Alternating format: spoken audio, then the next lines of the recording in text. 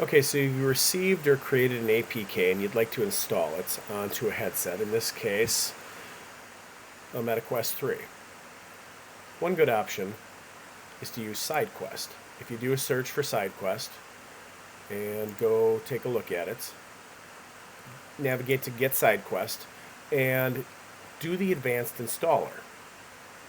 Once you have Sidequest installed, assuming that you have your headset connected to your computer, you should be able to go up to Install APK file from folder on computer, navigate to where you have your APK, select it, and push open. And at this point, the APK should install for you.